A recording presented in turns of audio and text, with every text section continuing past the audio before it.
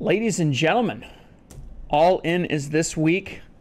I'm so excited I can hardly contain myself. We were so excited about this show. We had a lot to say. We knew Dan didn't know what the F he was talking about, so we decided to save it for All In. FCA, this time, Falls Count Anywhere.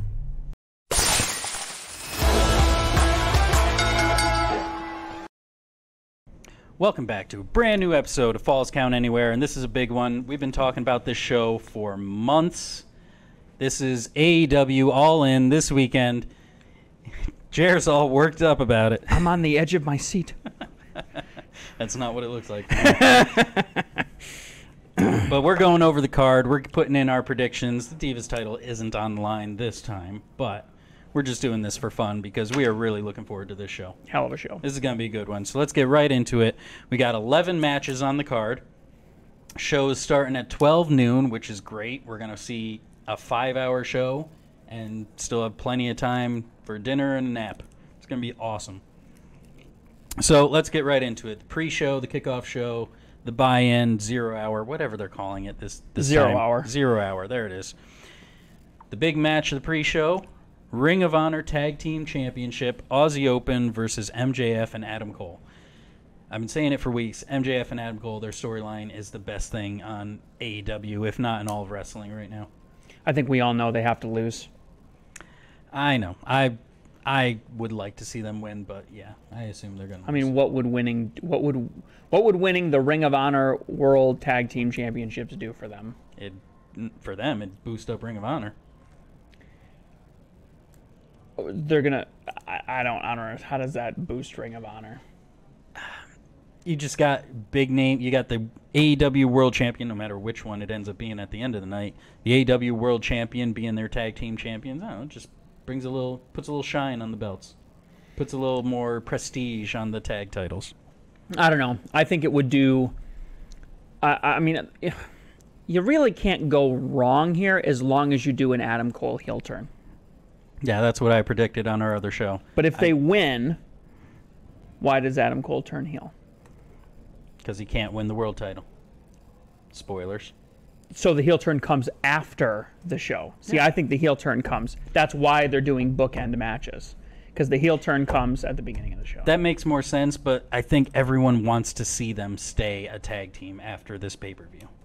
Because the storyline has been so good. I think at the end of the show is when Adam turns and Roderick Strong and the Kingdom join him against MJF, and then MJF has to find some new friends to go up against them.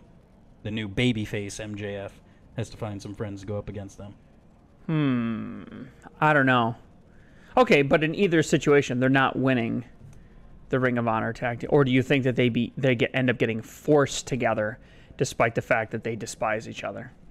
No, they were already forced together when they despised each other. That's right, what but led they to this. Immediately started liking each other. That's what I'm saying. Like, are you going to retrod the same territory? I don't know. That's my heart speaking. I want to see them be tag team forever. I think they're going to lose the opening match. It's going to be somebody's fault. Tensions going to be clear, rise. I am picking Aussie Open to win. I'm just saying my heart is saying I want them to win. And I think it's going to be relatively short, relatively well protected. I mean, these guys can't. Yeah, they're going to have a few hours break, but you can't gas yourselves. You can't risk any real injury or anything like that. Like, it's a good match for the 0 hour because I think they're really going to have the kid gloves on for it. And talk about visibility. You got Ring of Honor Tag Championships at WrestleMania. Yeah. The equivalent, right? Yep. So, I mean. All right, so we're both picking Aussie Open then. All right.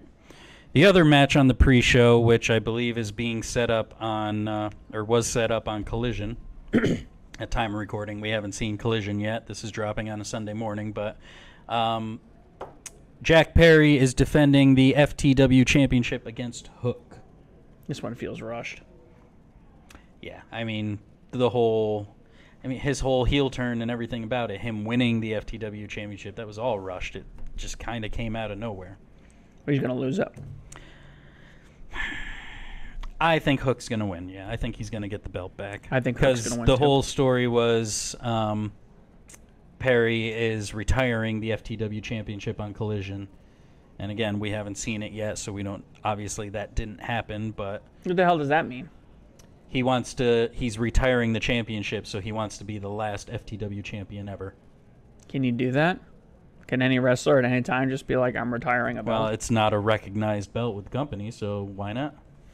Yeah, I didn't really think about that, but that's true. It is. It's not really sanctioned. Yep. But yeah, I think Hook's going to win it back. Yeah, I think Hook's going to win it back and step on Jungle Boy's dick. And then where do you go from there, though, with both of them? Maybe somebody attempts to come to Jungle Boy's aid, and he gets... Because what he really needs is an association with a really good heel. He really needs like a Christian Cage to take him under his wing. Get back together with Christian. So he needs somebody to help guide him through the process. It could even be like a manager or something like that, but he needs somebody that knows how the heel game works. He just needs more time. It's painful to watch right now. It's less painful now than it was a month or two ago. Yes. But it's still painful to watch, and you just need more time. You need 10,000 promos, and he's only 2,000 deep, Yep. So, all right, so on to the main card. The AEW Tag Team Championship, FTR versus the Young Bucks. We talked about on our main show the trouble FTR is having, mainly Cash Wheeler's legal issues, so I kind of speculated. AEW put out a statement about it, but they haven't really... There hasn't seemed to be any consequences yet for FTR, or for Cash specifically. I'm kind of thinking if the Young Bucks win it, then that's kind of their statement. I think that Nick Jackson went pretty hard on FTR during a promo. I don't think it was last night. Maybe it was yesterday. I don't think it aired last night, though. But he went pretty hard on them. Where they were doing the sit-down interview together? Okay, yeah, that was a week ago. Borderline heel. He was kind of edging it heel, and the fact that he was going that hard makes me think that they're probably not going to win. Oh. I think general pattern in my head, not scientifically tested or proven at all, but is that they tend to kind of keep their mouths shut a little bit better when they hold the championship or when they're going to win the championship, but when they get mouthy, that's when they're trying to get over and to try to make it look. They're trying to overcompensating, I think, a little bit for the fact. They're already great wrestlers and stuff like that. So you're picking FTR to win? I think FTR is going to hold the title. Yeah, they've had it for a couple of ticks here. Yeah, it's been a few months. And I think they still have got plenty of reign left in them, especially if you get a Christian Adam Copeland type scenario. You get the Hardy Boys make a big run at them or something like that. We could see. I think there's still some people. Christian is one of the top heels right now. If Adam Copeland comes in, he'd have to be a heel, or Christian would have to turn face for them to get together. He could turn heel. That could happen down the line. Rated R superstar. He could pull that old gimmick out. Maybe. Won't be called that, but he won't be a heel when he first comes in, though. That'll be a little while.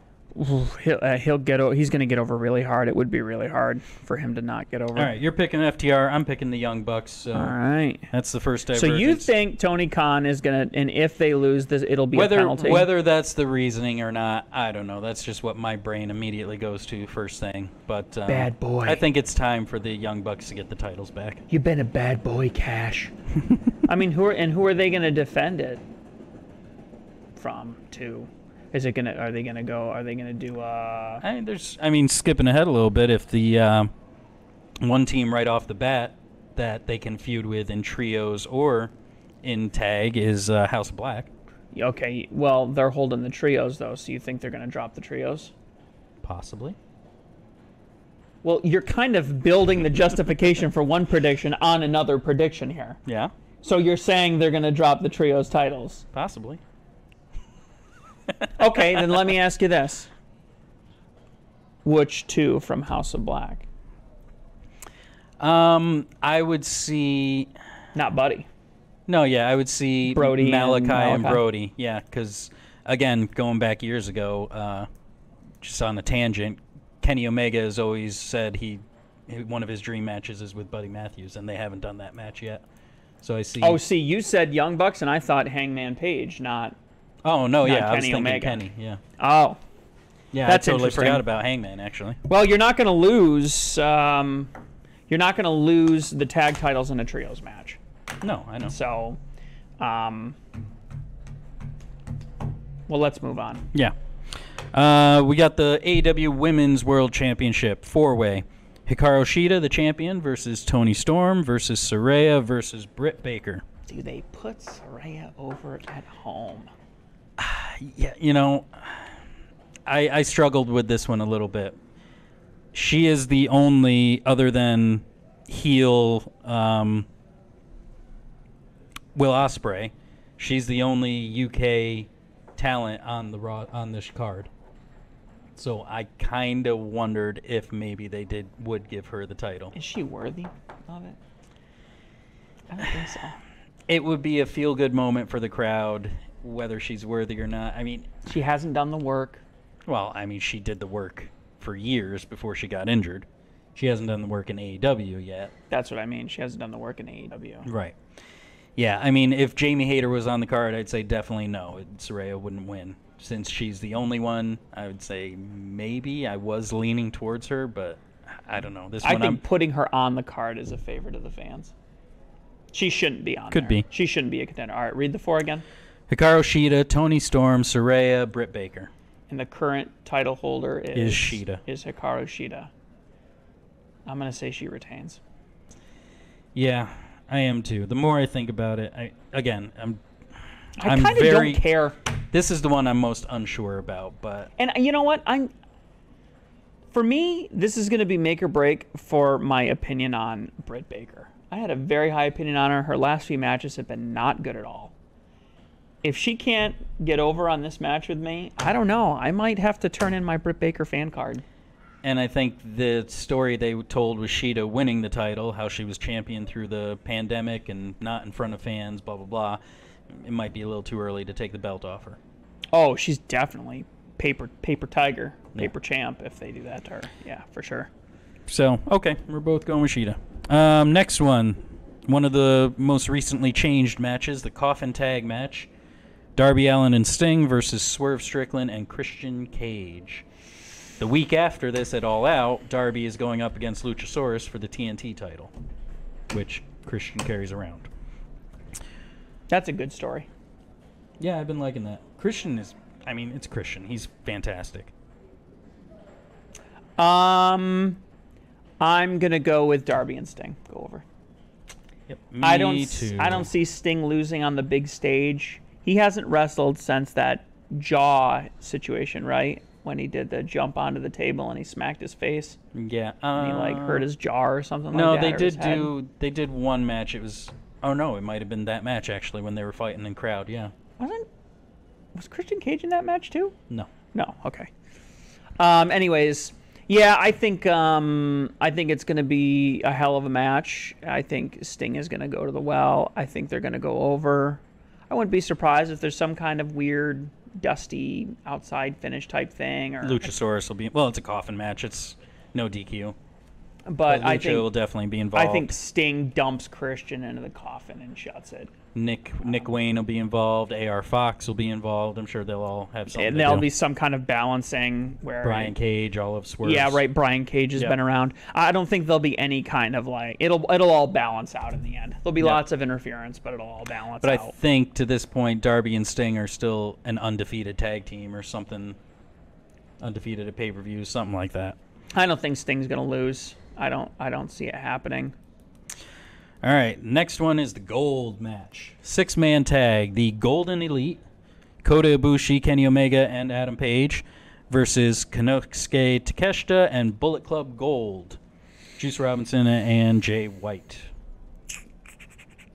I'm gonna hear what you think first. This one has got my head spinning. I don't know what to make heads or tails of it. I kind of don't care a little. This is probably next to the women's match. This is probably I'm least excited about this one. Yeah, I don't know what it is. It's Bullet Maybe Club's it's been been- trying really hard. and on I like a Collision. lot of the stuff. I'm not crazy about Juice Robinson. I love Jay White. The stuff he's been doing has been really Switchblade. good. But the story with Kenny and Konosuke and everything, it's just been very drawn out and very convoluted.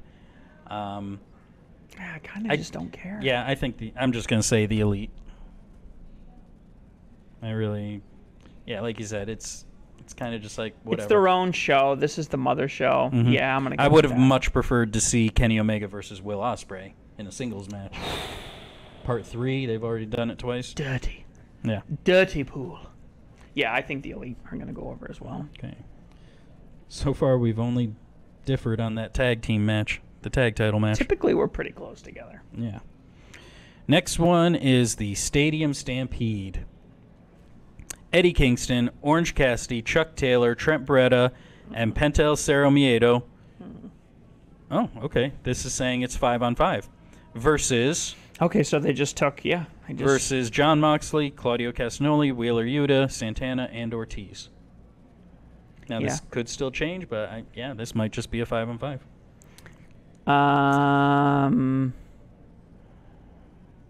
Boy, this one just feels like a time suck. Yeah. And I don't think Blackpool is gonna go over.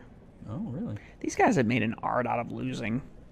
It seems like they lose way more than they win. I don't know what their actual record is, but All right, you know what?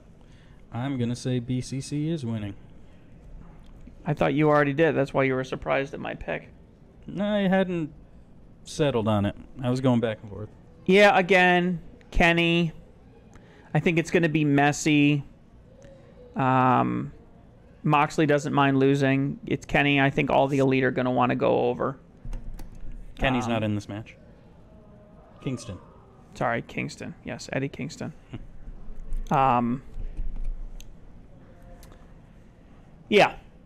And there's and this is the problem with it. You can't really storyboard it or fantasy book it because there's too much disconnect. There's no story behind it. It's just kind of like, whatever. Yeah. This would be like my Mulligan match because there's been like no work done at all on this match.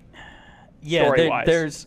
there's story with Eddie Kingston and John Moxley, and there's story with the Best Friends and Blackpool, but it's kind of, again, it's like kind of like the Elite match where it's been drawn out for so long, you kind of forget that, oh yeah, Eddie Kingston has had a problem with John Moxley because he stepped away to do the G1, so he wasn't on TV for a couple months. But yeah, it's like, oh yeah, they do have history, so you got to kind of remind yourself. Eddie Kingston's performance at the G1 was exceptional. Check it out. Highlights. Eddie Kingston did a great job at the G1. Yes, definitely.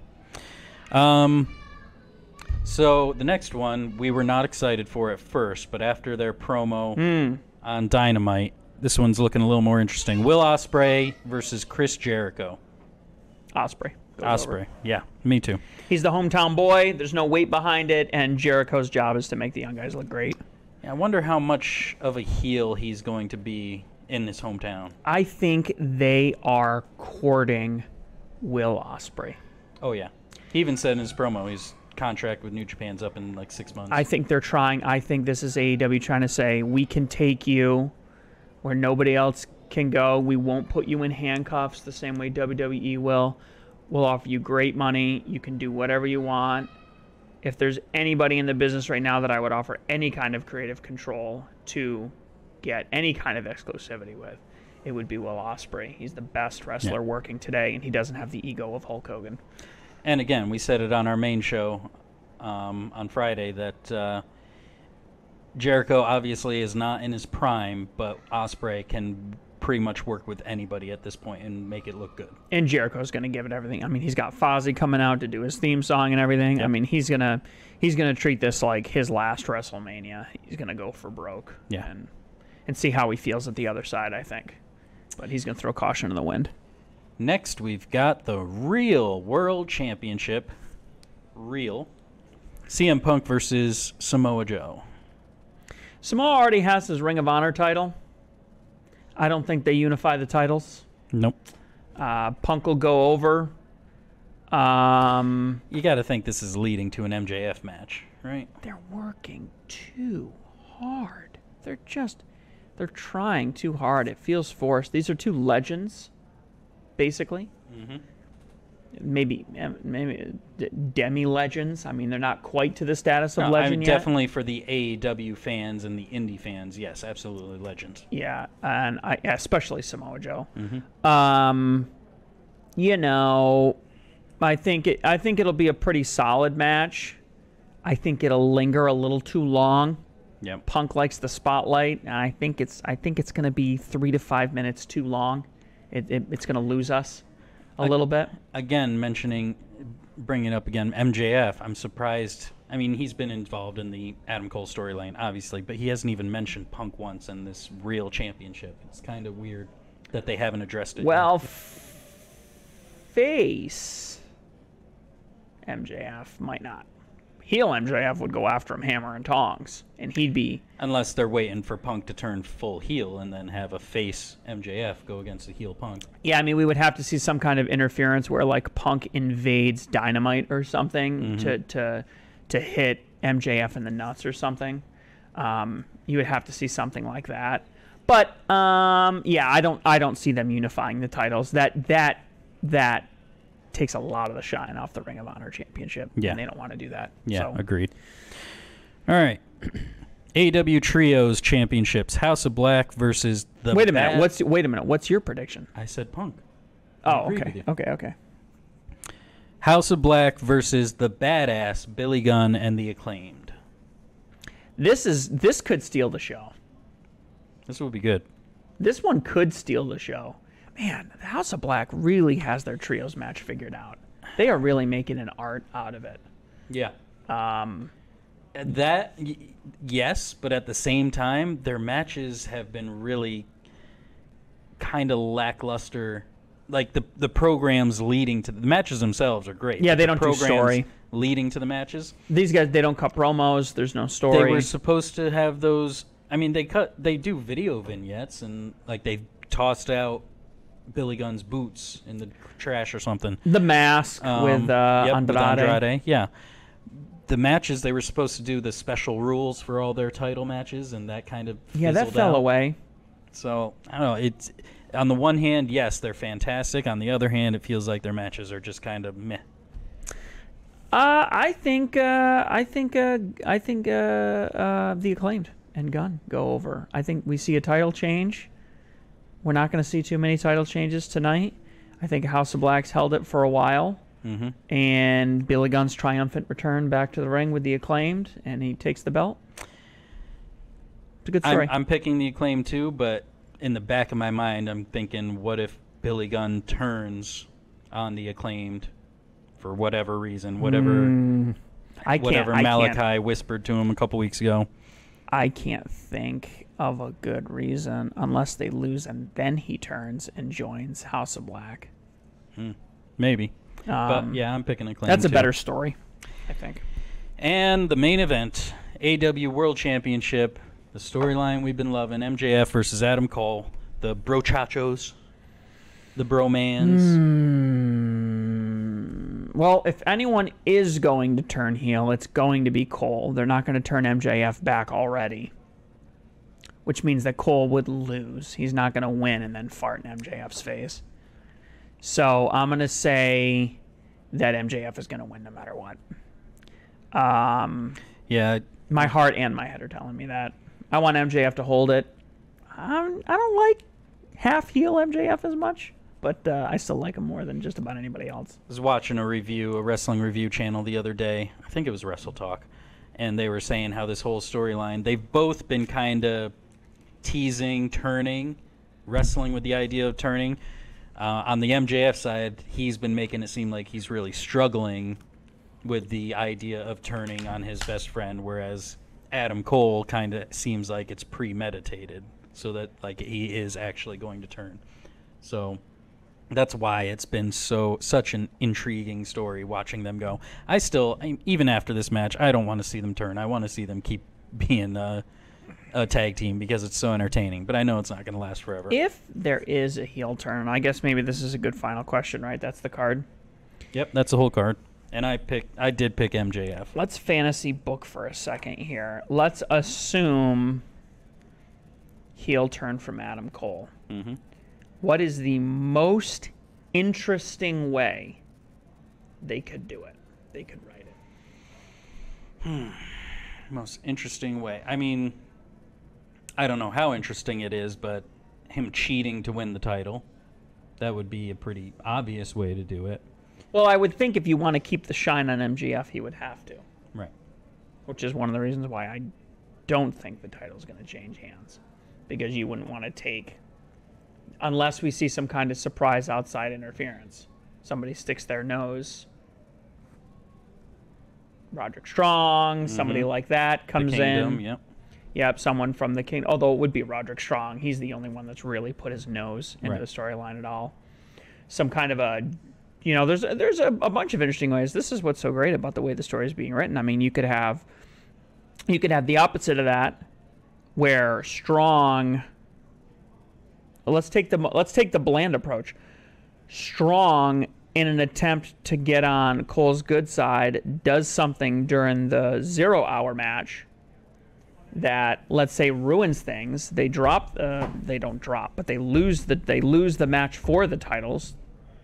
Then that builds heat that turns into maybe just a really good, maybe it just ends, maybe they want to end on a feel-good note where they just Cody Dustin style, wrestle to the brink. They have a 45 minute Donnybrook, and it ends with them shaking hands and walking off. Yep. It could happen.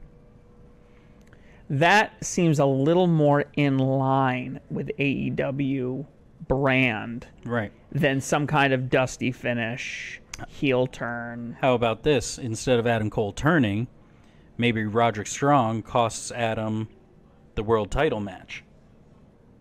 And then you got a full Tries to help him, and then No, it doesn't even try to help him. Legitimately either causes the DQ or takes Adam Cole out. Okay, so Makes gets him lose. Okay, so he essentially turns on Adam Cole, the guy he's Right. been pursuing.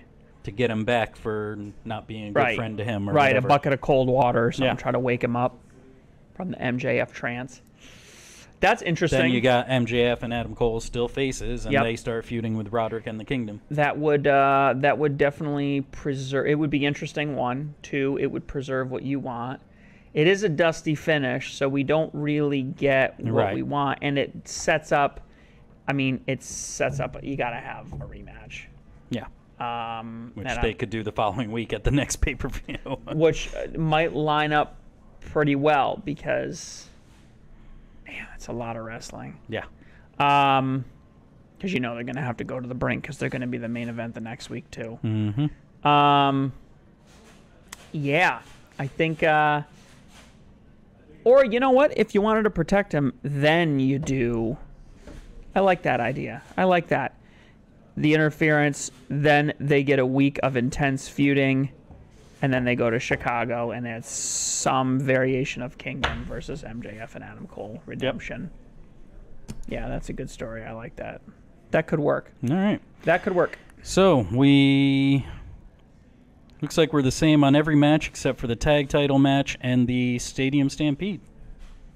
So those are the deciding matches right there. We still could end up tying, but Well, look for our social media, see our predictions. Let us know below what you guys think. Are you as excited as we are? Which is going to be your favorite match of the night? Who do you think is going to walk out the AEW, real AEW, and AEW World Champion from Wembley Stadium?